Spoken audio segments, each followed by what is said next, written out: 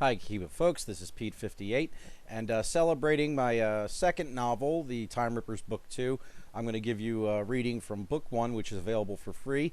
Just check the link in the description below, and here we go. Date, January 11th, 2010, Universe 1. Doug Dig Robbins sat in a recliner that was new 20 years ago. A heavy glass ashtray filled with cigarettes sat lopsided in the wares of the chair. He spent in the last couple of days drinking 2 cases of Coors and a half bottle of Smirnoff, then spent the following 2 days working the liquor off, not bothering to eat more than a few sticks of beef jerky he had purchased at the same store he bought the vodka and beer. 8 hours at the eco-fridge factory making lining for refrigerators and freezer doors and coolers. $7.50 an hour after 90 days probation, and 10 more hours doing the graveyard shift at a local UPS, loading packages 2 or 3 nights a week, and some weekends for 50 cents more. This weekend, he was tending bar at McCulley's, a local watering hole. After that, he would be back at Eco-Fridge or pumping gas at the Time Kill gas station on Independence Avenue.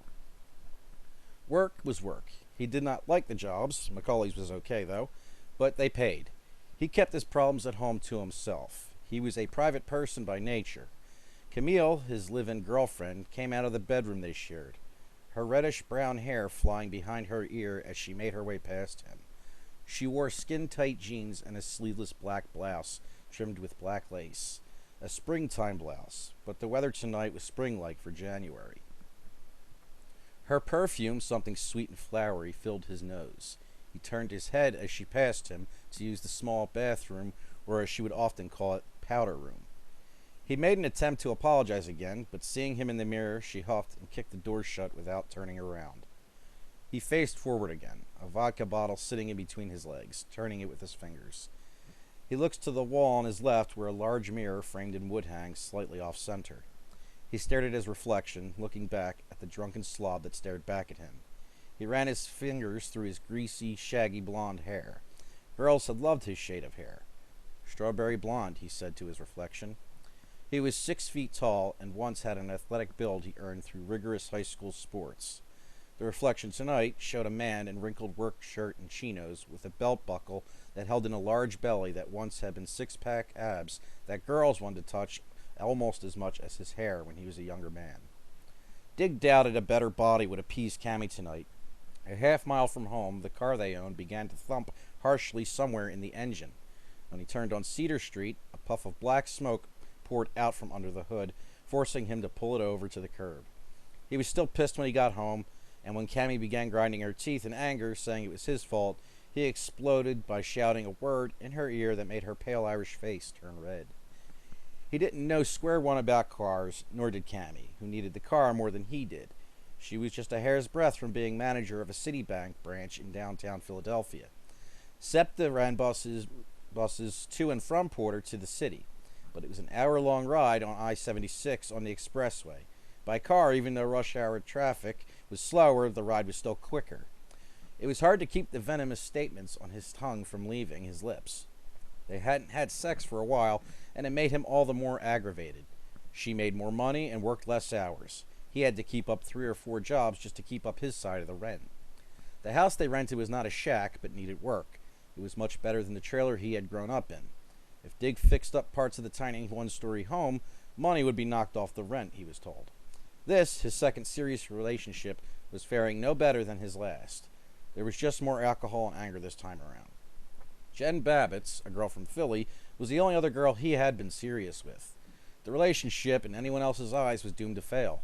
Dig was clueless about certain things in life. He was not dumb, just lacked direction. The door to the little bathroom opened again. With lips shining a dull pink, Cammy flicked off the light switch.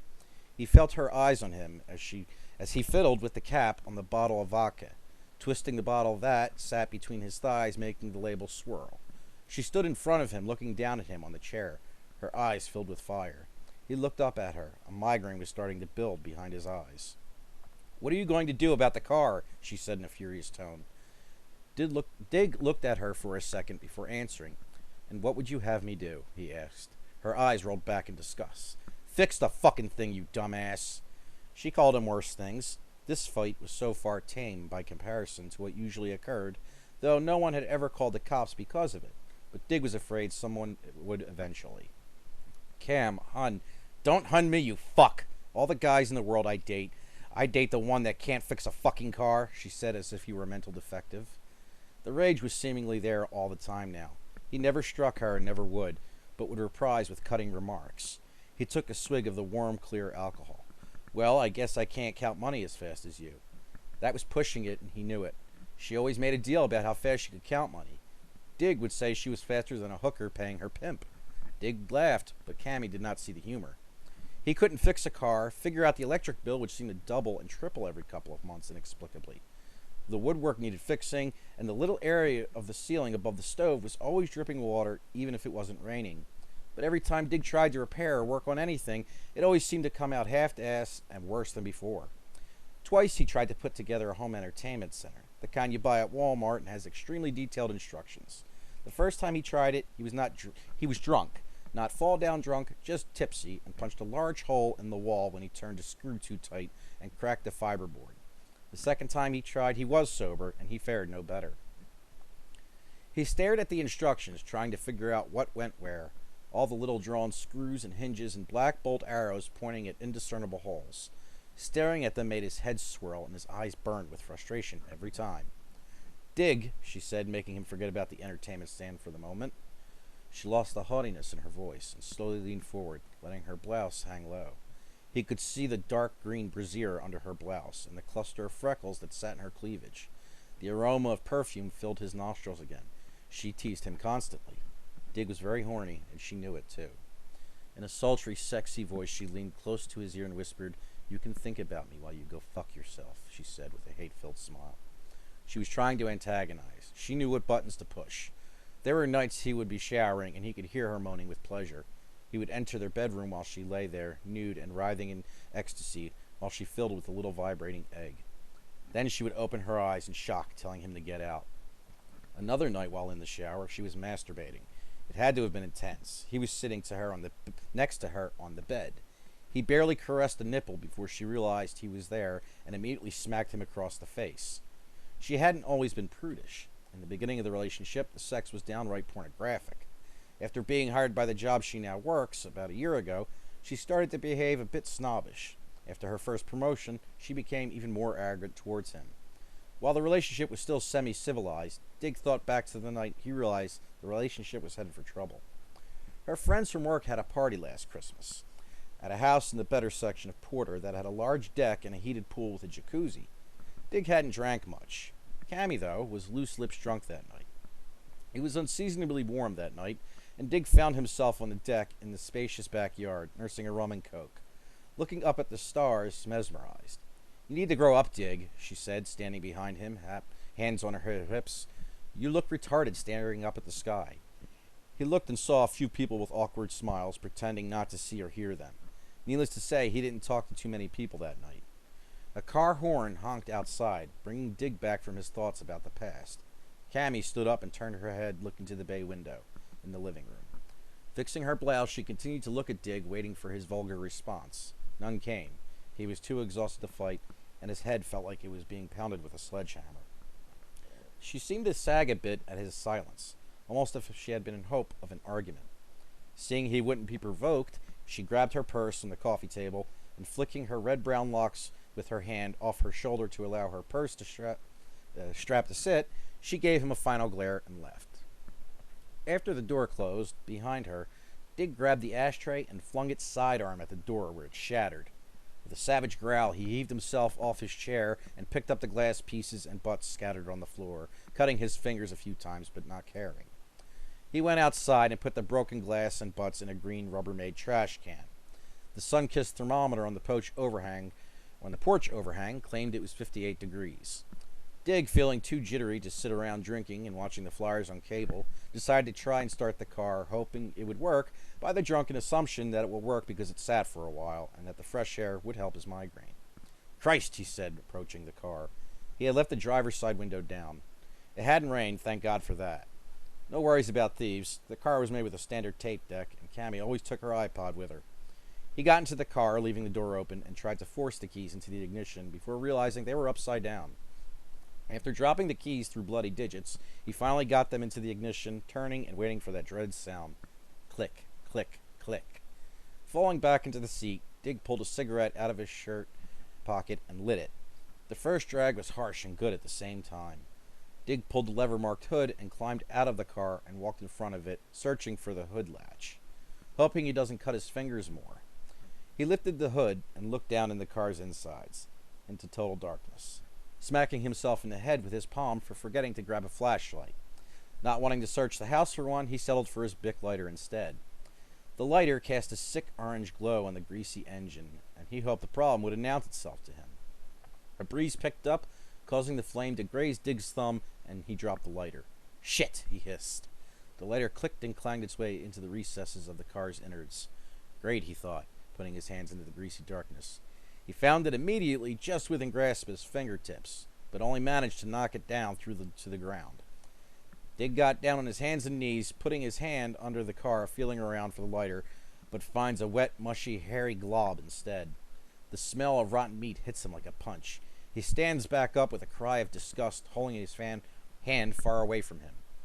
The fetid smell hung in the air like a bad cologne as he opened the back passenger door with his free hand. He grabs a day-old newspaper sitting on the seat and wipes furiously at his hand, then balled up the paper and threw it to the curb. He sat back down in the driver's seat of the car, closing the door and rolling up the window to the heinous odor. He laid his head back and looked through the windshield at the stars. "Leave," his mind said. "And do what?" he said back. No, this was a little more different than it was with Jen, who wanted to help him, but it became evident to her she couldn't help him. College was not for him. The idea of going back now was laughable. He last tried 3 years ago. The paperwork was endless, and applications were $100 apiece. When he took his SATs, as during any important test, he had to leave for the bathroom, a big no-no during the test, and he would vomit for being so nervous. He had that happen to him his whole life. In 6th grade, his mother, during one of her attempts at sobriety, took him to a doctor to test for a learning disability, but the tests were negative. "He's just a healthy young boy. I think it's just anxiety," the doctor explained to his mother, who was sure her son was an idiot. "You're going to be in school until you're 30, she told him when they got back from the doctor. "I'll put your head through the fucking wall if you don't smarten up." "Be easy on the boy," his father said, sitting on their couch with a glass of Old Grandad. "Don't you start, you lazy hunk of shit," she said through clenched teeth that were rotted from years of crystal meth abuse. "It's not bad enough I gotta survive on your worthless ass. Now I got a kid who's half retarded." She stormed into the bathroom and slammed the door behind her. His father, who would die a few months later, was kinder to him about it. "Diggy," he said, with whiskey on his breath, a smell that always made him think of his dad when he was an older man. "When you find out what you're good at, then you'll see you got a brain." Dig did have one talent, his quick hands and reflexes. He spent many years behind his trailer after his father's death, bouncing a tennis ball against the cinder block wall that ran the length of his home that cut off the trailer park from the road behind it. He would throw it at hard, crazy angles with breakneck speed and try and catch the ball. Even when the ice coated the ground and the wind was howling during the wintertime, he would still be at the wall, slipping and sliding after it. High school had been easier for him socially. Running track and being on the baseball team put him up to the level of the jocks. He even had a school jacket, but only wore it for pep rallies. The baseball team had won state each of the 4 years he had been on the team, so the grades of players usually had their own curve. And he was a brick wall at shortstop when the position needed filled, and was the go-to guy for a pinch runner. Though he started smoking his freshman year, he was still the fastest runner on the team. But the reason he didn't start was that he couldn't hit. The winning line drive he had hit to win state senior year was the only second hit he had ever had. He didn't get taunted too much about it, but was prone to fisticuffs when he was. His senior year was great and bad at the same time. The line drive made him a local celebrity with the community. People began calling him Long Drive when the Porter Sun-Gazette showed Dig on the front page. Not the sports section, but the actual front page, with a screaming font that said, "Long Drive seals 4th consecutive title." Pat DeMayo, normally the starting shortstop, sprained his ankle on the 4th on a double, and Dig was put in his place. The Porter Broncos had been down by 1 with 2 outs left in the last inning, with a runner on 3rd and 2nd.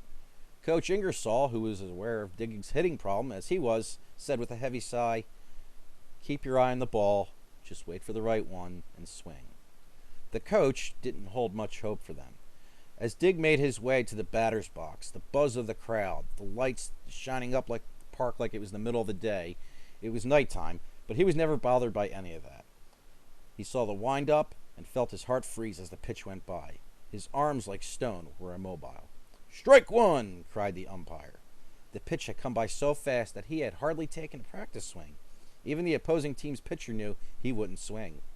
Then the anger started to build. He felt his arms tremble and shake as the pitcher wound up again. "Strike two!" the umpire cried much louder as the crowd began to hiss and boo at Dig's failure to swing again. "Steady your arms," shouts his mind. He instinctively clenches his teeth, and immediately the sway from his arms is gone, and he sees the ball coming. His stomach clenched as the ball began to curve away from him. He screamed a savage war cry as he swung and ran like the wind as the ball shot past the first baseman like a missile with laser-like precision. The ball traveled right along the first baseline, straight into the outfield fence, and nearly broke through the wooden billboard with the team's mascot painted on it, allowing the two runners to score before the outfielder could throw the ball home. Locals there said if it had gone over the fence, it probably would have made it to New Jersey. Dig wasn't so sure about that, but he enjoyed the praise nonetheless. His mother was the bad. She spent most of the winter with her boyfriend in Atlantic City. She started to leave him at home by himself the summer after his father died. He was 13 when his father, also a heavy drinker, drove into a tree near the trailer park. His father was a big man of 6 feet, and had the same color hair as Dig. They were much closer than he was with his mother. Sometimes they would fish or go hunting, but he had rheumatoid arthritis most of his adult life. After he turned 40, he started to collect disability, but that didn't help the pain. The doctors gave him painkillers, Percocets, Percodan, even morphine, but they made him feel too groggy, so he stopped taking them. He preferred whiskey as his medicine. "Too bad the Blue Cross don't cover old Granddad," his father told Dig, which always made them both laugh. His mom, on the other hand, was more than happy to take care of the prescriptions that still needed filled, even though his father never took any. Dig was about 10 at the time, his dad still in pain, but acting as if it was nothing more than an annoying paper cut, even though the pain cut lines across his face like water through a rock. Dig was in the bathroom in the middle of the night urinating. He left the light off out of simply childish sleeplessness. All of a sudden, the bathroom door burst open, and the light in the room turned on before the door had hit the wall. "What are you doing?" his mother said, standing in the doorway with predatory eyes. He didn't smell booze, but her eyes were bloodshot and glassy. She wore an ugly nightshirt and was half covered by an ugly maroon bathrobe. "Peeing," he said, heart pounding with real fear. "Oh, okay," she said, visibly relieved. She patted her hand on her chest and smiled as if she had actually found her wallet in the freezer and not almost given her only child a heart attack. "I just need to keep an eye on things, honey." His parents both had their own cabinets hanging on either side of the bathroom's mirror, but she had gone into his father's and took out 2 different pill bottles, still filled to the top. "Shh," she said, putting her fingers to her lips and stuffing the pills into her pocket. When he was told his dad was dead, he cried for one of the few times in his life. He was glad because his mother wouldn't steal his medicine anymore. But his dad was still dead, and in the end his mother seemed nonplussed by it. She would put on the tears for neighbors and friends, but Dig could tell she was just putting on an act. It wasn't even 2 months after he died before his mother was already fooling around with someone that would either buy her a drink, or get her high, or maybe just get at her. It was then that he started drinking for the first time. Just beer, Pabst Blue Ribbon. He remembered how it made him want to pucker his lips on that first sip. One man she brought home that Dig genuinely did like was a man called Tim, but insisted on being called Steve for some reason, who had bartended at a famous nightclub in New York City for many years. He was much shorter and skinnier than his father, and was at least 10 years younger than his mother. He was balding prematurely, which made him look older than he was, and was always wearing a Doc Marten boots and a black t-shirt with some obscure music act, and the sleeves cut off. Dig's mom already had him make her screwdrivers and rum and cokes when too drunk to do it herself. Steve observed this and asked if he could make a Long Island iced tea. "I don't know how," he said. Steve got up from his seat and gave Dig a glass that was tall but narrow. He pointed at the 5 or 6 bottles of liquor and showed him how much ice to put in and how many shots of each to pour in. When it was finished, Steve took a small sip and swallowed. "Not bad, Dig," he said. Whenever Steve had come by, he would show him how to make a different drink, even letting Dig taste them so he knew if they were done right. By his freshman year in high school, he was making them faster than Steve could. The following year, his mom began seeing her now current boyfriend, Frank, who cared little for Dig, and told him Steve wouldn't be around anymore. Dig was disappointed. Steve would bring Dig to McCulley's on Sunday afternoons when the Phillies were playing, and buy him French fries that they would share Well, he told Dig about the finer points of baseball, teaching him how to figure out batting averages, pitching signals, and why the Phillies always seem to finish last every year. It had been Steve's suggestion that Dig try out for the school team. "I've seen you behind the trailer, Diggy. You got good reflexes." And he made it on the team only because of how fast he could run, so he usually would be put in as a pinch runner when needed, which was rare, spending most of the time during games bouncing a ball behind a dugout hoping he would be put in. He made the best of it, though the anger at his mom for never being there and for stealing from his dad was always in him. 2 days before he graduated high school, she called him to say how proud she was, but her and Frank were going to be in Ocean City all week. It had pissed him off so much because she would tell him that he was stupid or that he would be stuck in school until he was 30. He just wanted to show her he could accomplish something using his brain that she told him he lacked. The line drive paled in comparison to this. To him, that hit was luck. He always kept his eye on the ball and always choked up on the bat, but he only had 2 hits the entire 4 years of high school baseball. After the parties and celebration and no college, Dig made his way, sometimes doing various jobs. He met Jen Babbitts in 2002, who came to McCulley's her first time after a Penn State football game. Her and a few friends drove all the way to State College, PA, to see it. She was blonde and curvy in all the right ways, wearing skin-tight jeans and a blue Penn State hoodie with the Nittany line in full roar on the front. They flirted and talked, eventually exchanging numbers. After a year and a half, they moved in together, but it was slowly falling apart from there. She majored in law at Penn State and planned on going to law school. He was stuck pumping gas in the afternoons because the eco-fridge factory had laid him off, as they usually do every couple of months. She loved him and tried to help him all she could. She had a brother who had gone to a Votech school in Philadelphia, specializing in cars. The promise of a career with good pay sold Jen, but the idea of more tests in school made Dig nervous. "You've got to at least see what they offer," Jen said plaintively one night in bed. And he had. They offered an open house and a class sit-in. The schematics of an engine of a Toyota Corolla the teacher had drawn on the blackboard made him dizzy. The math he used to explain what he was doing made him run into the bathroom and vomit. She would call him lazy. He would scream at her while drinking himself stupid. They went their separate ways not long after he gave up on the Votech school. The idea he had nothing going for him was as obvious to her as his slow self-destruction. He didn't blame her for leaving, but it hurt when she did. After Jen had gone, Dig indulged himself in the idea of no future, binging on women and liquor like a child in a candy store. After a few years, he met Cammie. She was a local girl who was a regular at McCulley's, who he would flirt with sometimes when he and Jen were at each other's throats. He figured she would go when she got bored. It was fun being together in the beginning. She had been working at the Walmart on Independence Avenue as a cashier and would drop by McCulley's after her shift on Tuesdays and Saturdays, while Dig was tending bar and didn't care about his economic situation until she started working at Citibank. It all seemed like a million years ago as Dig looked through the windshield, looking beyond it into his past.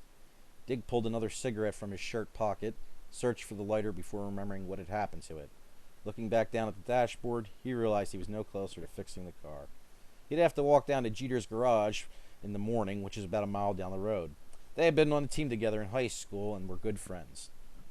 Feeling the need for a drink, he made his way home, thinking about giving the entertainment center another try. The trip down memory lane had angered up his blood, and he felt the need to move around. After an hour of working through the instructions, his head started pounding again. He spent most of the hour glaring at the instructions, swearing at the son of a bitch who bought this goddamn thing.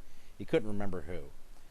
Taking a swig from the harsh vodka, he finally had given up, placed the bottle on the floor, went into the kitchen, and took the hammer from the toolbox on the counter and began wailing on the thin planks of wood. Each time he hit it, he thought back to the night of the line drive, feeling like Hercules when the bat made that sweet cracking sound when it hits the ball dead on. He continued to hammer away, letting the exhaustion seep his anger. Covered in sweat and arm on fire, he upended the contents of the bottle, threw it across the kitchen where it's landed in the wastebasket without breaking. "The gods favor me again," he said in a mock Hercules voice as he looked at the mess his hammering created. It wasn't so bad he couldn't clean it. He could do almost anything